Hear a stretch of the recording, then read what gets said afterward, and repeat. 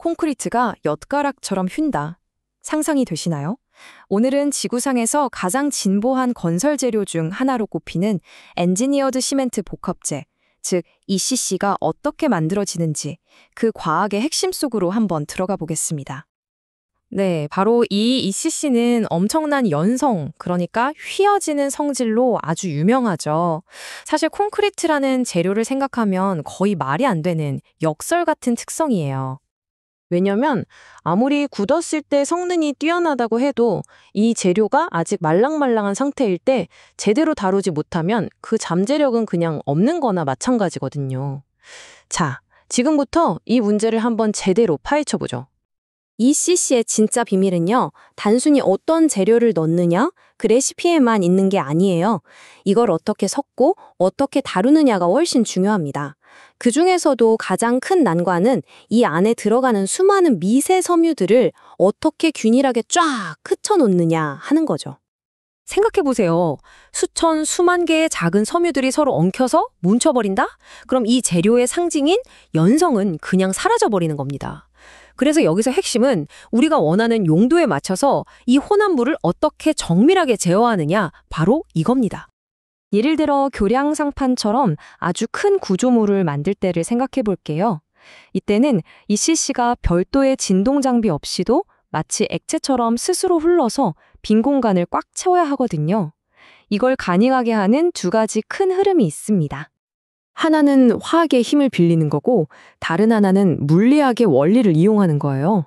우선 화학적인 방법, 그러니까 시멘트 입자들 사이의 미세한 상호작용을 제어하는 방식부터 한번 살펴볼까요?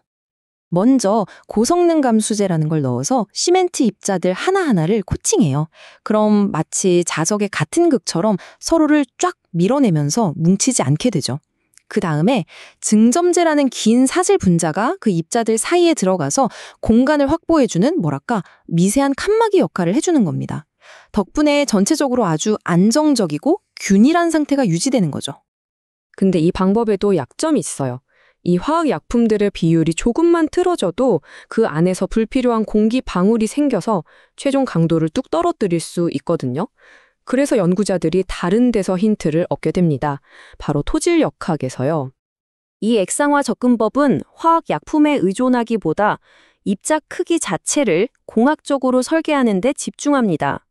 마치 큰 자갈, 작은 모래, 고운 흙을 잘 섞으면 빈틈이 거의 없어지는 것처럼 말이죠. 다양한 크기의 입자들을 최적의 비율로 섞어서 가장 조밀한 구조를 만드는 거예요.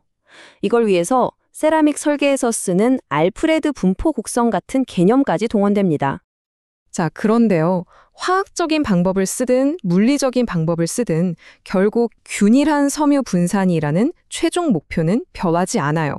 그리고 여기서 정말 재미있는 사실이 하나 나옵니다. 이 모든 문제의 열쇠가 바로 점성, 즉 이 반죽의 끈적끈적한 정도에 달려 있다는 거죠. 실험 데이터를 보면요. 증점제, VMA라는 걸 아주 조금씩 넣어서 점성을 정밀하게 조절할 수 있어요. 여기서는 마시콘이라는 깔때기를 통과하는 시간으로 점성을 쟀는데 시간이 길수록 더 끈적하다는 뜻입니다. 그리고 그 결과는 정말 드라마틱합니다. 보세요. 점성이 특정 지점을 딱 넘어서는 순간 휘어지는 능력, 즉 인장 변형률이 2배 이상으로 껑충 뛰어오릅니다. 왜 그럴까요? 반죽이 버끈적해지면서 믹서 안에서 섬유들을 더 강력하게 잡아당기고 비트는 힘, 즉 전단력이 커지는 거예요. 바로 그 힘이 뭉쳐있던 섬유 덩어리들을 효과적으로 풀어 헤쳐주는 겁니다. 그럼 이 중요한 점성을 어떻게 높일 수 있을까요?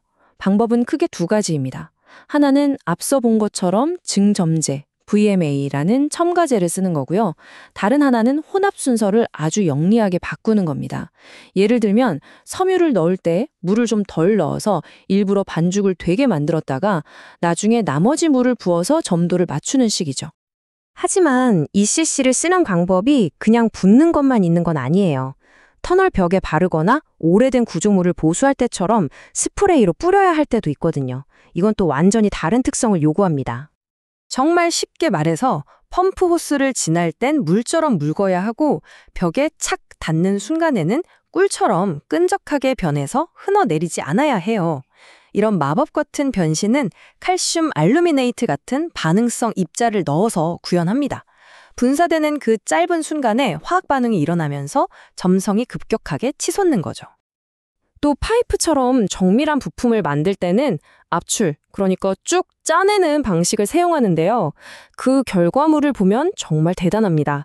일반 콘크리트는 힘을 받으면 쨍 하고 깨져버리지만 ECC 파이프는 찌그러지면서도 형태를 유지해요. 이건 그냥 버티는 수준이 아니라 충격을 우아하게 흡수하면서 변형되는 거예요. 안전성 면에서 차원이 다르죠.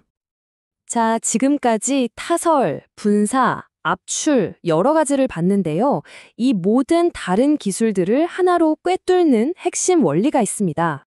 결국 모든 길은 로마로 통하듯 ECC 가공 기술의 핵심은 단 하나로 모아집니다. 바로 굳기 전 이 신선한 상태의 점성을 완벽하게 제어해서 섬유를 얼마나 균일하게 분산시키느냐.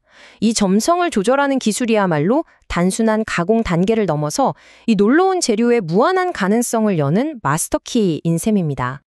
이처럼 재료의 가공, 즉 프로세싱을 완벽하게 제어할 수 있다는 건 건축과 설계에 완전히 새로운 판이 열린다는 뜻입니다. 이제 우리 손에 마스터키가 쥐어졌으니 이걸로 어떤 문을 열어볼 수 있을까요? 이 휘어지는 콘크리트는 다음으로 어떤 불가능을 가능으로 바꾸게 될까요?